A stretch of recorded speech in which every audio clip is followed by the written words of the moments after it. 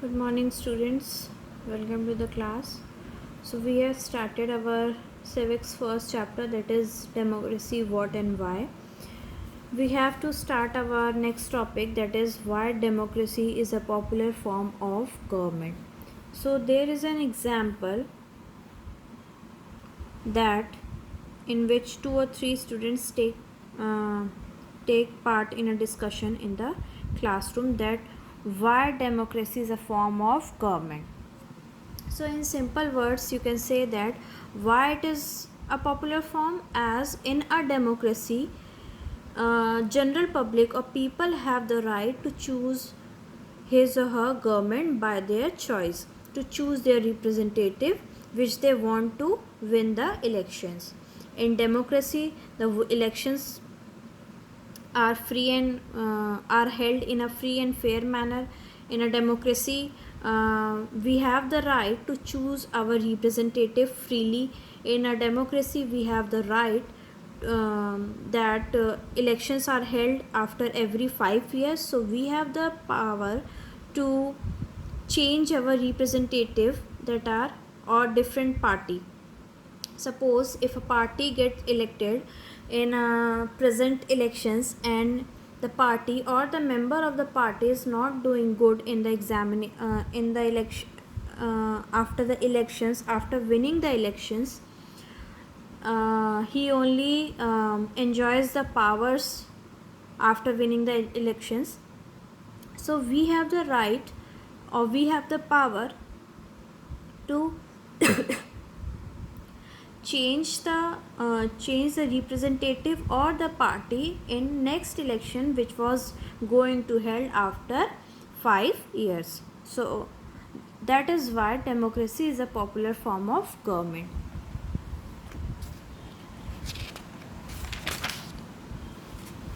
So now there is a question, arguments against democracy. There are some arguments against democracy. What are these? Leaders keep changing in a democracy. This lead to instability. Somewhere says that in a democracy, leaders keep on changing. This lead to instability in a government. Next, democracy is all about political competition and power play. There is no scope for morality. Some says that democracy is all about competition and power play. Next, so many people have to be consulted in a democracy that it lead to delays. Some says that democracy leads to delay the result or delay any outcome of a current issue. Next, elected leaders do not know the best interest of the people. It leads to bad decision. Next is democracy leads to the corruption, for it is based on electoral competition. And last is ordinary people don't know what is good for them. They should not decide anything. So these are the some statements that are against democracy. They are not in the favor of democracy, whether these are against democracy. Now there are some arguments for democracy. Like if you take part in a debate, there are two groups, one in the favor and one is against the favor. So these arguments are against democracy, and now some are the arguments for democracy. That is, a democratic government is better government because it is a more accountable form of government. Okay. Next is democracy improves the quality of decision making. Third, democracy provides a method to deal with difference and conflicts.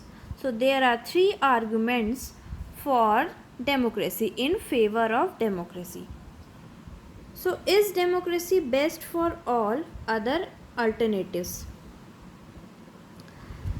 These three arguments were about to affect democracy on the quality of government and social life. But the strongest argument for democracy is not about what democracy does to the government, it is about what democracy does to the citizen.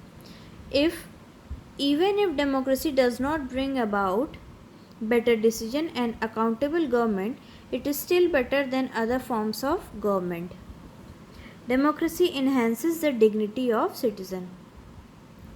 So after these arguments, there is an outcome that democracy is not about a government, as democracy is all about the citizen. Citizens के क्या rights हैं, क्या उन्हें freedom मिल रही है, कैसी क्या उनकी रिस्पॉन्सिबिलिटी है, कौन कौन सी उनकी पावर्स है सिटीज़न के पास, जनरल पब्लिक के पास इन अ डेमोक्रेसी और in a democratic country.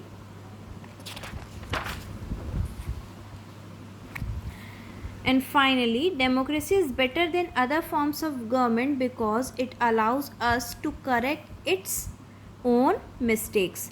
Like if we choose a party or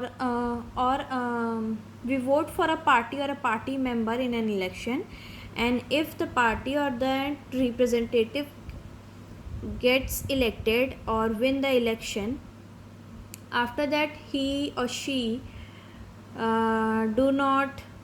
did not any do good things for the citizens, so we have the power to change our decision after 5 years. So next topic is, should each democracy have the same ideas and institution? We will discuss this in our next class.